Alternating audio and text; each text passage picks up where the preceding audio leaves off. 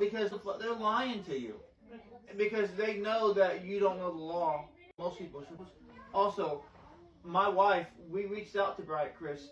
I had her message him to cut a deal with Bright Chris, saying that you give us $165,000 for. But we did it in a way where it's not. Like, can I finish? You're sounding, yes. So, it's not extortion. Right. Let me finish, please. Okay. So we did it in a way because I'm like, look, you give me $165,000 because you banned me. You banned me to conceal misconduct. Well, I wrote it in a legal frame. You banned me after I brought up misconduct at the police department, and then we couldn't do certain things because of this, and you limited our ability to participate in things, and so I explained that this is viewpoint discrimination because then they limited their ability for me to comment on the Facebook page of the town. So also, it's illegal for them to do that. They can't. I don't know if you know this, but government cannot censor who writes on their stuff. It's a public forum. It's a First Amendment. It's First Amendment that you have the right to talk about certain things. So limiting somebody's ability is viewpoint discrimination. So the Stoneville Police Department acknowledged that their officer who was involved in the cover-up blocked me on Facebook. They publicly acknowledged this as well. So I have two admissions of it, one from Gibsonville and one from here. So, excuse me, not an admission, but Stoneville acknowledged it, and then when I brought it up at the town of Gibsonville, they unblocked me. So it's viewpoint discrimination. I told Brian Chris, if you give us this money that we're owed, then we won't seek the internal communication, because here's the deal. The internal communication is the most damning for them.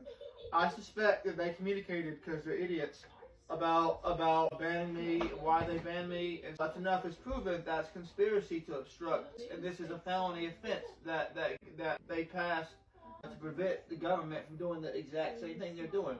So I say this off to say is, what they're doing is illegal. We're trying to work it out with them because we want to leave.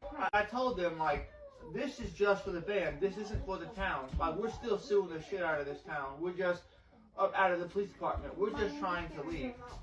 So they cost us a lot of. They cost me personally a lot of money. They set me back with everything going on. They traumatized our children. By the way, Jeff was out riding after I had Carrie message him about the bothering. He was out riding while I was at work, just for a little bit. And then you have like, because I know you have. My wife didn't record it, but she saw it. But we just wanted to bring it up to you. This conversation's recorded, but you're not in. And I told you, you're not in the video. It's just because I want this for evidence. Because again, I'm not gonna go after you personally. But I'm gonna show that some service knew about Jeff Reese and the harassment. The police actually to do anything.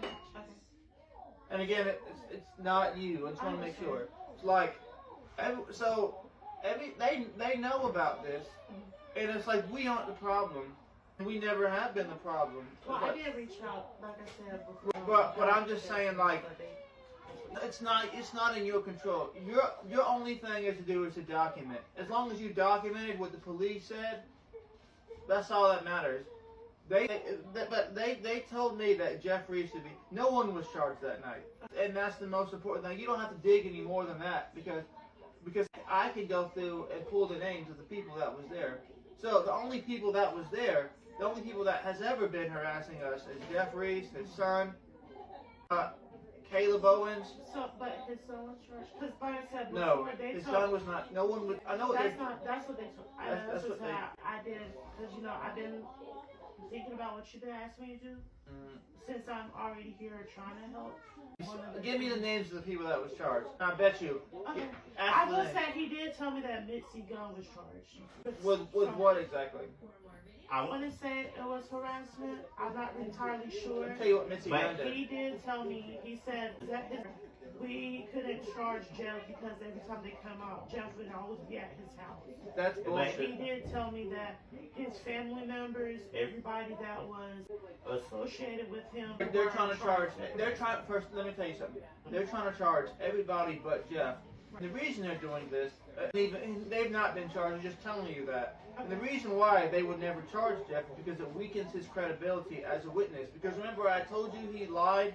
He lied for the Gibsonville police. He said he lived across the street. Look across the street. What's across the street? It looks like a barn. A fucking shed. In the shed. Nobody lives across the street. So, objectionably, that's a lie. Would you not agree? I mean, if it's like right He across- said he lived across. She specifically asked across the street. He gave this story about his dog looking out the window, saying he hit my wife. Okay. Which family? Clearly, it didn't happen. That's the point. That motherfucker lives up there. He lives in that big house. He lives up the road. So there's no way. Even if I was to fight the officer for 20 minutes, which is objectionably impossible. Okay. Actually, I'm gonna show you something. Okay. I don't need to record anymore. I'm gonna show.